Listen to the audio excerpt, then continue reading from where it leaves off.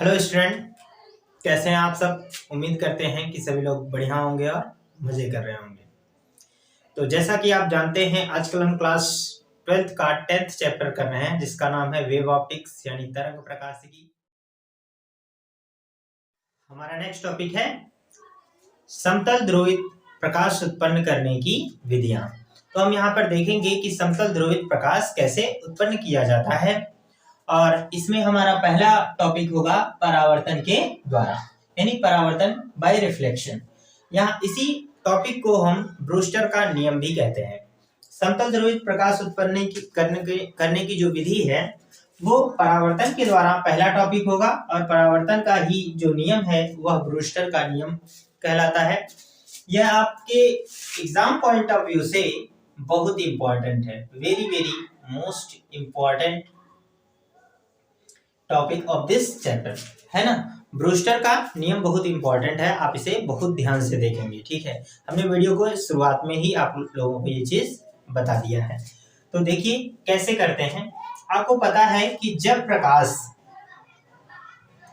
एक माध्यम से दूसरे माध्यम में जाता है तो वह अपने मार्ग से विचलित हो जाता है। यानी यहाँ पर ये समझना है कि जब प्रकाश, ये तो आपको पता ही होगा कि मान लीजिए यह परावर्तक पृष्ठ है। जब प्रकाश एक माध्यम से दूसरे माध्यम में जाता है तो अपने मार्ग से क्या होता है, वो विचलित हो जाता है। ठीक है, इसको ऐसे ना बना के हम थोड़ा सा, डायरेक्शन ये है, जाना चाहिए इधर, तो ये क्या होता है, मान लीजिए ये विरल है, ये सघन है, तो ये क्या होगा, इस तरह से बेंड हो जाएगा। पहले क्या होगा, यह अध्रुवित प्रकाश होता है। जब माध्यम में कोई अवरोध नहीं आया, जैसे टूरमैलिन या कोई पोलोराइड का क्रिस्टल आ जाता तो ये ध्रुवित हो जाता, लेकिन ऐसा नहीं हुआ। यहाँ पर एक केवल परावर्तक पृष्ठ है, ये बात आपको याद रखना है, ठीक है। ये परावर्तक पृष्ठ है, ये आपका क्या होता है, अविलंब। मान लीजिए ए पॉइंट से आया, बी पर टकराया और सी डायरेक्शन में प्रकाश चला गया, यानी अपने मार्ग से विचलित हो गया। तो प्रकाश जब एक माध्यम से दूसरे माध्यम में प्रवेश करता है तो अपने मार्ग से तो विचलित होता ही है, साथ में यह आंशिक रूप से ध्रुवित भी हो जाता है। कैसे होता है, आंशिक रूप से ध्रुवित। आंशिक ध्रुवित प्रकाश, ये आंशिक रूप से क्या होता है, ध्रुवित हो जाता है, और इसका थोड़ा सा कुछ भाग क्या होता है, परावर्तित भी हो जाता है, इस तरह से। मान लीजिए सी है और ये डी डायरेक्शन होगी। यह आपका आपतन कोण है, हम पोलराइजेशन पढ़ रहे हैं इसलिए इसे हम नाम दे रहे हैं आईपी, और ये हमारा क्या होगा, आई आर। क्या होगा, I R, sorry I R नाम देकर आरपी नाम देंगे, ठीक है। ऐसा रिफ्रैक्टेड एंगल है, ठीक है। आंशिक रूप से ये क्या होता है, थोड़ा सा ध्रुवित भी होता है। अब इस बात को आप कैसे देखते होंगे, आप लोगों ने कभी शीशे के सामने, जैसे खिड़की है, आप उसके सामने खड़े होइए तो आपका प्रतिबिंब दिखाई नहीं देता है, लेकिन थोड़ा सा अगर ध्यान से देखेंगे तो आपको थोड़ा बहुत आपका प्रतिबिंब लगेगा कि इसमें है, हल्का सा दिखाई देता है। तो हम जो प्रतिबिंब बन रहा है हल्का सा, वह ध्रुवित प्रकाश की वजह से है, मतलब परावर्तित प्रकाश की वजह से है। परावर्तन होता है तभी दिखाई देता है, आप जानते हैं परावर्तन की घटना में ही हम इमेज को पढ़ते हैं। जब शीशे दर्पण होता है तो उसके सामने खड़े होते हैं तो प्रकाश क्या होती है, परावर्तित होती है, इसलिए हमें उसमें प्रतिबिंब दिखाई देता है। तो इसी तरह से जब कोई शीशा होता है तो उसके सामने आप खड़े होंगे तो थोड़ा सा हल्का सा भाग क्या होता है, परावर्तित होता है, जिससे आपका कुछ न कुछ प्रतिबिंब बनता दिखाई देता है। तो हम ये कह सकते हैं कि आंशिक रूप से यहाँ पर क्या होता है, ध्रुवित प्रकाश होता है और वह परावर्तित भी होता है, इस तरह से। यह पहले तो होता है आंशिक रूप से ध्रुवित, लेकिन यदि हम इस आपतन कोण का मान बढ़ाते जाएं, इस आपतन कोण का मान ऐसे बढ़ाते जाएं तो एक स्थिति ऐसी आएगी कि यह जो परावर्तित प्रकाश है वह पूर्ण रूप से क्या हो जाएगा, ध्रुवित हो जाएगा। जब यह पूर्ण रूप से ध्रुवित प्रकाश होगा तो उस स्थिति में यह जो आपतन कोण कहलाएगा ब्रूस्टर कोण कहलाएगा। इसे हम नाम दे देंगे IB। ध्यान देंगे, जब यह IB होगा यानी ब्रूस्टर कोण पर होगा, तभी ये क्या होगा, पूर्ण ध्रुवित प्रकाश। ठीक है, ध्यान देंगे, पूर्ण ध्रुवित प्रकाश कब होगा, जब यह पूर्ण ध्रुवित प्रकाश होगा उस समय आपतन कोण को हम क्या मान लेंगे, ब्रूस्टर कोण मानेंगे। ब्रूस्टर का यही नियम है। अब इस बात को एक बार एक फ्लो में हम कहते हैं। हम यहाँ पर लिखेंगे कैसे, जब प्रकाश एक माध्यम से दूसरे माध्यम में जाती है तो वह अपने मार्ग से विचलित हो जाती है, साथ ही वह आंशिक रूप से ध्रुवित भी हो जाती है। यह अपवर्तित किरण आंशिक रूप से ध्रुवित होती है। इसके साथ साथ इसका प्रकाश का एक भाग परावर्तित भी हो जाता है।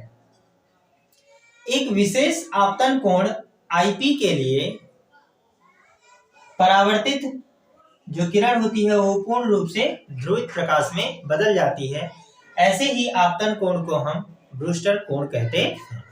दोस्तों, इसी तरह से आपको इसे लिखना है, अदरवाइज आपको इसे नोट्स में देख लेना चाहिए वीडियो के डिस्क्रिप्शन में जाकर। ठीक है, अगर आप नोट्स नहीं बना पा रहे हैं वीडियो को पॉज करने के बाद, तो प्लीज डिस्क्रिप्शन में जाकर देखें, वहां पर आपको नोट्स अवेलेबल मिलेगा। अभी नहीं है तो हम 1 से 2 दिन में उसे अपलोड कर देंगे।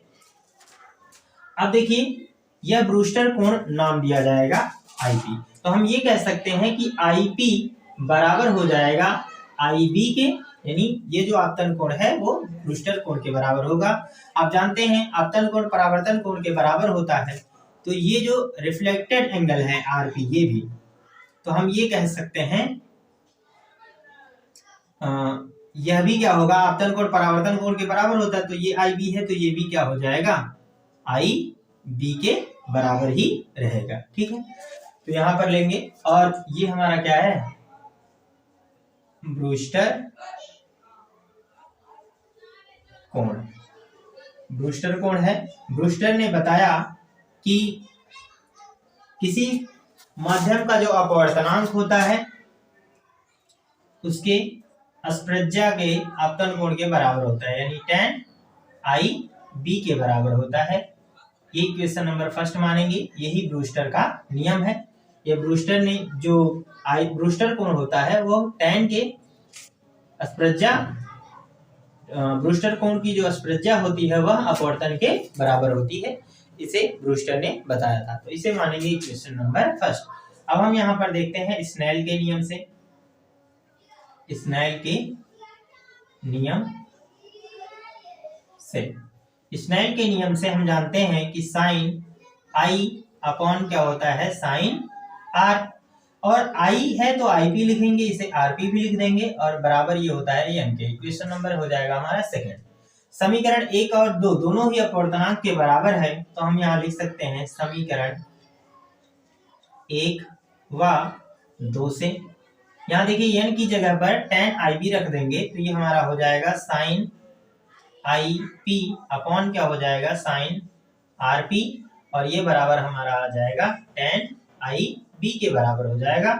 और यहाँ से हम इसे बदल दें तो इसे लिख सकते हैं साइन IP अपॉन, सॉरी ये IB है यहाँ पर, ये IB रहेगा बेटा। ठीक है, देखो आपतन कोण है ना, तो IP IB के बराबर है, तो यहाँ पर ये लिख सकते हैं। तो ये हो जाएगा IB, और ये हमारा हो जाएगा साइन RP, और ये बराबर हम यहाँ पर लिख सकते हैं साइन, tan को बदल सकते हैं साइन थीटा बटे कॉस थीटा, साइन IB, और अपॉन क्या हो जाएगा, कॉस IB के बराबर हो जाएगा। ये इससे कैंसिल हो जाएगा, इसका हम क्रॉस मल्टीप्लाई कर दें तो हम यहाँ पर लिख सकते हैं कि कॉस IB बराबर साइन RP के बराबर। ठीक है, अब हम क्या करें, इसको बदल दें, तो इसे हम लिख सकते हैं, इस चीज को आपको नीचे नहीं दिखाई देगा इसलिए हम थोड़ा ऊपर लिख रहे हैं। यहाँ पर लिख सकते हैं कि cos IB बराबर, यहाँ देखिए cos 90 माइनस थीटा बराबर साइन थीटा के बराबर होता है, तो इस साइन थीटा की जगह पर हम लिख लेंगे cos 90 माइनस जो थीटा कोण है आरपी, आरपी लिख लें। और देखिए कास से कास कैंसिल हो जाएगा, तो हम यहाँ लिख सकते हैं आई बी बराबर 90 माइनस आरपी, और इसे आप इधर ट्रांसफर कर दें तो ये हो जाएगा आई बी प्लस यहाँ पर क्या हो जाएगा, ये कोण आर पी बराबर हो जाएगा 90। इसे इक्वेशन नंबर मान लीजिए 3। ठीक है, इस तरह से। अब यहाँ पर देखो ये आरपी हो गया, आई बी प्लस आरपी। यहाँ से देखिए यह आरपी, ये देखिए आरपी और आई बी मिलकर 90 है, तो यह कोण भी 90 होगा। क्यों? क्योंकि यह एक रैखिक युग्म है, इसलिए एक रैखिक युग्म में कोण कितना होता है 180। यह और यह मिलकर अगर 90 है तो बाकी बचा 90 ही होगा। लेकिन इसी बात को हमें क्या करना होगा, प्रूफ करना होगा। ठीक है, तो सपोज यह क्या है, डी बी सी है, तो हम यहाँ पर लिखेंगे कोण, यहाँ पर ये जो आई बी है, यहाँ पर लिखें आई बी प्लस यह कोण, इसका नाम होगा कोण डी, यहाँ पर है डी नाम है, डी बी सी प्लस यह कोण क्या होगा, आर पी बराबर हो जाएगा 180। ऐसा क्यों हो रहा है, यहाँ पर लिख लीजिएगा ब्रैकेट में, रैखिक युग्म कोण है, रैखिक युग्म कोण है। तो यहाँ पर हम ये लिख लेंगे, यह और यह मिलकर 90 के बराबर है, तो इन दोनों को ऐड कर दें तो यहाँ पर लिख सकते हैं कोण डी बी सी प्लस 90 बराबर 180। ये उधर चला जाएगा तो हम यहाँ पर घटा सकते हैं, डी बी सी बराबर, ये 90 उधर जाएगा घट जाएगा तो 90 के बराबर हो जाएगा। इस तरह से हम इसे भी प्रूफ कर सकते हैं। अतः यहाँ पर लिख सकते हैं, अतः ब्रूस्टर कोण के लिए, ब्रूस्टर कोण के लिए परावर्तित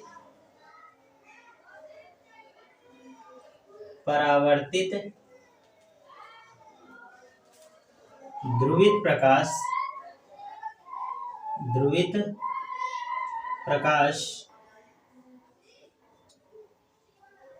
तथा अपवर्तित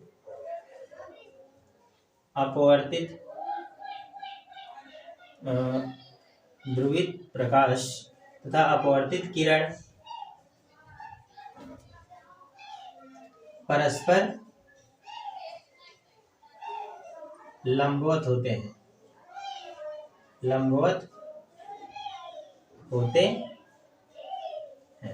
तो इस तरह से हम अपने इस टॉपिक को भी क्लियर कर सकते हैं। दोस्तों, उम्मीद है कि आपको ये ब्रूस्टर कोण का नियम समझ में आया होगा। यदि कोई डाउट्स रह जाए तो प्लीज कमेंट सेक्शन में जरूर लिखें, ताकि समय रहते हम उसका जवाब दे सकें। तो आप इसे एक बार नोट करिए।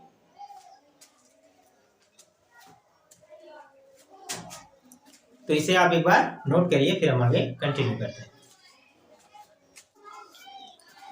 हमारा नेक्स्ट टॉपिक होगा इसमें दूसरा, द्विवर्णता द्वारा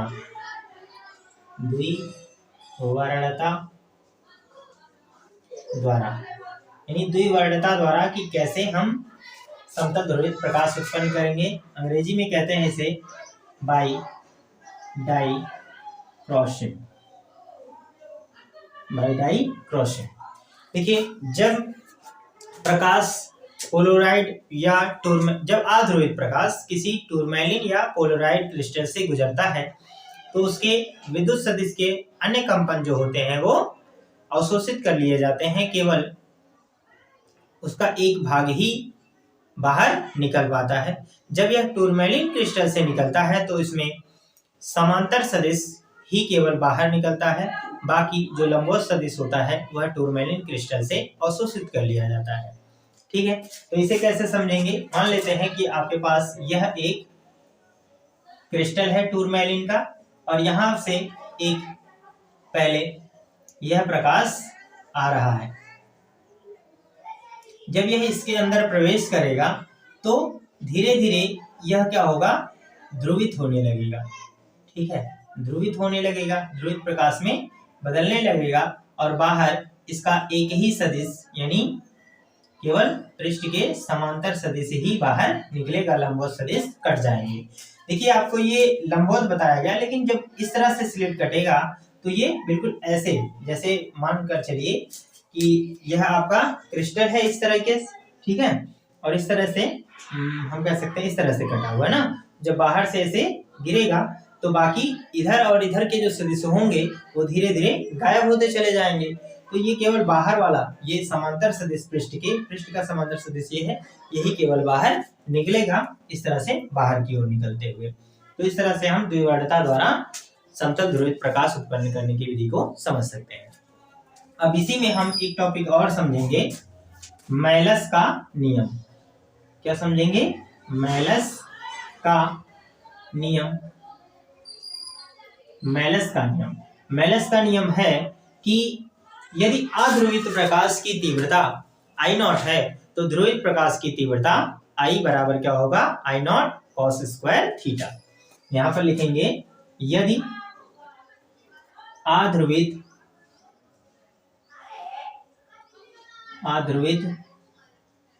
प्रकाश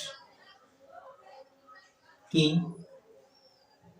यदि यहां पर एक चीज लिख लें, आपतित, ठीक है, आपतित अध्रुवित प्रकाश की तीव्रता I0 है, तब ध्रुवित प्रकाश की तीव्रता I बराबर क्या होगा, I0 cos स्क्वायर थीटा के बराबर होगा। तो इस तरह से इस फॉर्मूले को समझ लेंगे। I0 क्या है, आपतित प्रकाश की तीव्रता है, और I क्या है, ध्रुवित प्रकाश की तीव्रता, जो हमें रिजल्ट में प्राप्त होगी। अब हम यहाँ पर समझेंगे अपना अगला टॉपिक, पोलोराइडों का उपयोग। 1 नंबर में यह कई बार पूछा गया है, पोलोराइडों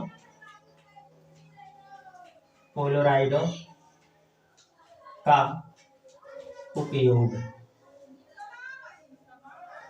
आखिर प्रकाश का जो ध्रुवण है वो पोलोराइड और टूरमैलिन क्रिस्टल से किया तो जाता है, तो इसका उपयोग हम अपने दैनिक जीवन में कहां-कहां पर देखते हैं। तो देखें, पोलोराइडों का जो उपयोग है वो गाड़ियों में चकाचौंध से बचने के लिए किया जाता है, पहला टॉपिक है। ठीक है, तो हम यहाँ पर लिखेंगे गाड़ियों में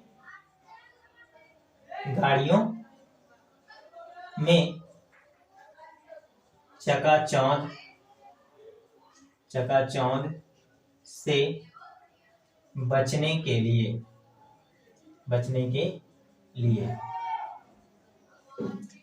आप लोगों ने 4 व्हीलर्स यानी जो बोलेरो, स्कॉर्पियो, इस तरह की गाड़ियां होती हैं 4 व्हीलर्स, आप लोगों ने उसके सामने के शीशे पर एक नीली पट्टी ऊपर देखी होगी।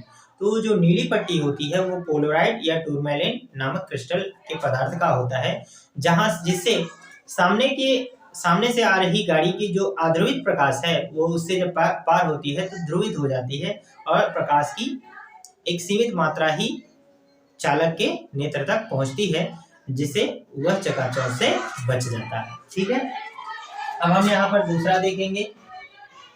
दूसरा है बादलों के चित्र लेने में।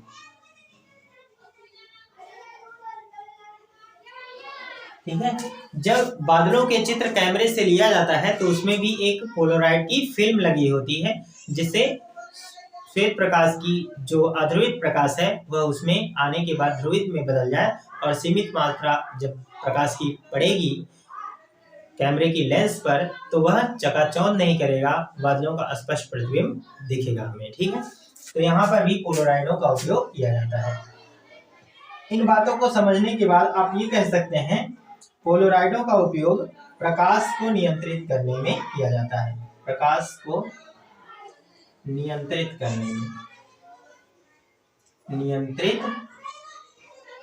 करने